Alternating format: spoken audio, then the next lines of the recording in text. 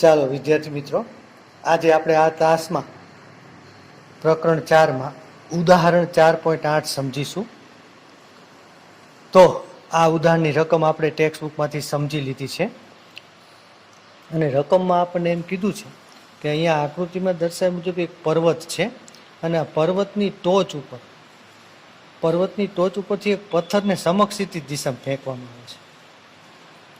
ત્યારે એનો ઉર્ધ્વ ઘટક વેગનો શૂન્ય હોય અને માત્ર આ V0 એક સમક્ષિતિ ઘટક જ હોય જે તીર વડે દર્શાવ્યું છે. અને પ્રારંભિક પ્રક્ષેપ બિંદુ V0y પાસે ત્યાં ઉર્ધ્વ દિશાનો વેગનો ઘટક પણ શૂન્ય હોવાથી પ્રારંભિક સમય t બરાબર 0 એને સમક્ષિતિ દિશામાં ફેંકીએ એટલે એના x યામ ને y યામ 0 હોય અને વેગનો y યામે 0 હોય. માત્ર એક વેગનો x ઘટક જ x દિશામાં હોય. એટલે આવી પરિસ્થિતિનો આપણે વિચાર કરી શકીએ અને આકૃતિમાં આનું નિરૂપણ કરી શકીએ.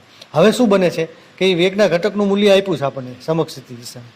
એ સૂત્ર આપણે થિયરીમાં ભણી ચૂકેલા છે. 15 મીટર પ્રતિ સેકન્ડ એનું મૂલ્ય આપ્યું છે. વાય દિશામાં વેગનો ઘટક શૂન્ય થાય છે અને વાય દિશામાં વેગના ઘટકનું સૂત્ર પણ આપણે જાણીએ છીએ થિયરીમાં. V0y બરાબર V0 sin θ0 - GT માં આ V0y દિશામાં વેગનો જે ઘટક છે એમાં V0 ઉર્ધ્વ દિશાનો વેગ V0y અથવા તો V0 એ શૂન્ય હોવાને કારણે પહેલું પદ નીકળી જાય છે, માત્ર GT જ વધે છે. એટલે V0y ઘટક છે ને એ ગુરુત્વ પ્રવેગના આધારે બદલાય સમય સાથે. પ્રારંભિક વેગ એને નથી એટલે V0y ઘટક પ્રથમ પદ 0 થયું. હવે પથ્થર જમીન ઉપર પડે ને ત્યારે એ પાછો આકૃતિમાં દર્શાવ્યા પ્રમાણે સમક્ષિતિ દિશામાં અમુક અંતર કાપશે.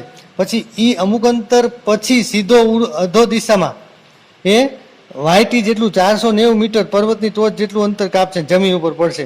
એટલે વેગનો ઘટક 0 અને વેગનો ઘટક જે શૂન્ય છે એ V0 sin θ0. તો માત્ર આપણને -GT સ્વરૂપે જ ઉર્ધ્વ ઘટક અહીંયા મળ્યો અંત્ય બિંદુએથી. તો આ V0y દિશામાં y ઘટક -GT સ્વરૂપે થશે. એ સમીકરણ ઉપરથી આપણે જોયું. તો હવે આ વાયામ એટલે કે એનું અંતર પર્વતની જમીન જે છે ત્યાંથી ટોચ સુધીનું આપેલું 490 મીટર રકમમાં. અને એ પદાર્થનો વાયામનું સૂત્ર આપણે જાણીએ છીએ કે YT બરાબર V0 sin θ0 × t - 1/GT². એ સૂત્રમાં આપણને આપેલ પર્વતની ટોચ સુધીની ઊંચાઈ એટલે કે વાયામ 490 મીટર લખી નાખી અને પથ્થર અધો દિશામાં પડે છે એટલે એ યામનું મૂલ્ય ઋણ થશે કારણ કે ઋણ વાય દિશામાં આકૃતિમાં દર્શાવ્યા મુજબ પડે છે એટલે એ ઋણ થાય 490.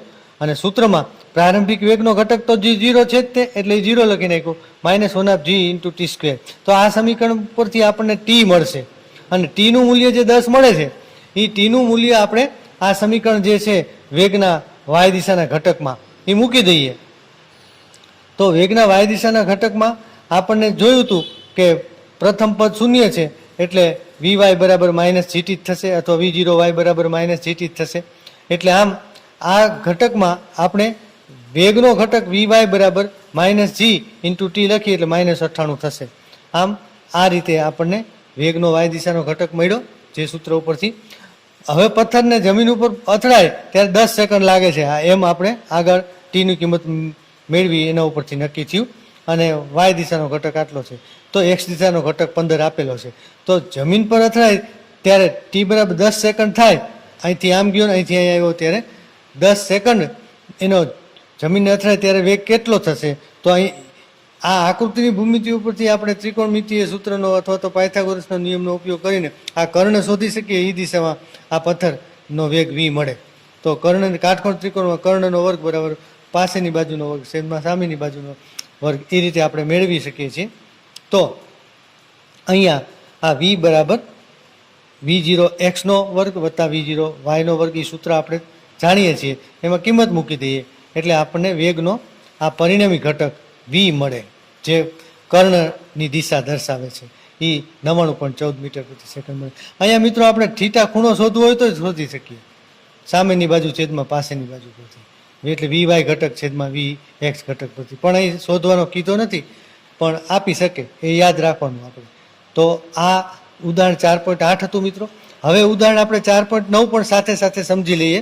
તો ઉદાહરણ 4.9માં એવું કહેવા માગે છે કે કે સીધું આપણે જે 4.10 થિયરી પ્રક્ષિપ્ત ગતિની ભણ્યા છીએ એ પ્રક્ષિપ્ત ગતિની થિયરીનો જ ઉપયોગ કરી અને મહત્તમ ઊંચાઈનું સૂત્ર વાપરવાનું છે અને મહત્તમ સમક્ષિતિજ અંતર કાપવા માટે લાગતો સમય અને એની અવધિ શોધવાની છે એવું રકમ પરથી આપણે વાંચી અને સમજી શકીએ છીએ. તો હવે ઉદાહરણ 4.9 જોઈ લઈએ. સાથે સાથે અહીં રકમમાં આપેલી માહિતી મુજબ ક્રિકેટ બોલને સમક્ષિતિજ દિશામાં 30 અંશના ખૂણે 28 મીટર પ્રતિ સેકન્ડના વેગથી ફેંકેલો છે અને શોધવાનું છે શું મિત્રો? એને પ્રાપ્ત કરેલી મહત્તમ ઊંચાઈ. મહત્તમ ઊંચાઈ એટલે પ્રક્ષિપ્ત બિંદુએથી કેપિટલ એચ અથવા તો સ્મોલ એચ ઇન્ટુ એમ નો સૂત્રનો આપણે ઉપયોગ કરશું. V0² sin²θ0 છેદમાં 2g આ થિયરીમાં આપણે સાબિત કરેલું છે. એટલે આ મહત્તમ ઊંચાઈમાં રકમમાં આપેલી બધી કિંમત મૂકશું. V0નો કિંમત 28 આપેલી છે, θ0 30 આપેલો છે અને ગુરુત્વ પ્રયોગનું મૂલ્ય આપણે જાણીએ છીએ એમ કેસમાં 9.8 છે. આ સૂત્રમાં કિંમત મૂકીને સાદુરૂપ આપીએ મિત્રો એટલે આપણને મહત્તમ ઊંચાઈ 10 મીટર મળે છે. આ જ રીતે બીજો જવાબ બી પણ માંગ્યો છે. એ જ સ્તરે એટલે કે જે બિંદુએથી પ્રક્ષેપ કર્યો તો એ જ બિંદુએ પ્રક્ષેપ ગતિ પૂર્ણ કરી અને પાછો જમીન પર આવે ત્યારે એને લાગતો સમય શોધવાનો છે. એટલે એ સમય કુલ ઉડ્ડયનનો સમય થયો. એને આપણે થિયરીમાં TF સંકેત આપ્યો હતો અને એનું સૂત્ર સાબિત કર્યું હતું TF બરાબર 2V0 sin²θ0/g. એમાં આપેલ કિંમતો મૂકીએ રકમમાં જે આપેલી છે 2 અચળ 28 V0 આપેલા છે, 30 ખૂણો આપેલો છે અને g અચળ છે એટલે આપણે સાદુરૂપ આપી અને TFની કિંમત મેળવી શકીએ જે 2.857 સેકન્ડ મળે છે. પણ એને 2.9 લઈ શકાય એટલે આપણે આ TF શોધી શકાય. અને TF સમય ને આધારે પણ આપણને અવધિ મળે છે એટલે અવધિનું સૂત્ર પણ આપણે થિયરીમાં સાબિત કર્યું છે. તો અહીં ફેંકવામાં આવેલ બિંદુથી એટલે પ્રક્ષિપ્ત બિંદુએથી એ જેટલી ઊંચાઈ મહત્તમ ઊંચાઈ માટે સમય લે એટલો ને એટલો સમય એ પાછો નીચે આવવા માટે લે છે. એટલે મહત્તમ ઊંચાઈનું મૂલ્ય આપણી પાસે મેળવું છે 10 મીટર ઉપર એ જવાબમાં. એટલે એની કિંમત મૂકી દઈએ તો એ મહત્તમ ઊંચાઈ જઈને પાછો નીચે આવે ત્યારે એ કેટલી અવધિ કાપે છે, અંતર કાપે છે એનું સૂત્ર આપણે થિયરીમાં જે જાણીએ છીએ એ મુજબ એમાં કિંમત મૂકી દઈએ. પ્રારંભિક વેગ આપ્યો છે, θ0 આપ્યો છે અને કિંમત મૂકીએ એને સાદુરૂપ આપીએ એટલે 69.28 જવાબ મિત્રો મળે છે. જે આપ ચકાસી અને ક્લાસ વર્ક નોટમાં ઉતારી ઓકે લેશો. બાય. હવે પછીના ક્લાસમાં આપણે મળીએ છીએ મિત્રો.